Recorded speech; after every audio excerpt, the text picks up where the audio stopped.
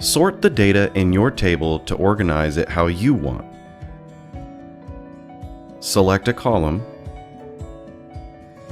Select Sort and Filter. For text, choose to sort A to Z or Z to A. For numbers, choose smallest to largest or largest to smallest.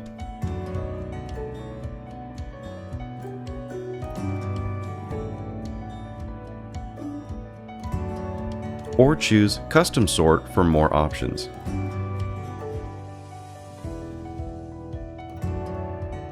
To set the order in which the items will be sorted, select Add Level to add one or more levels. Choose your levels and select OK.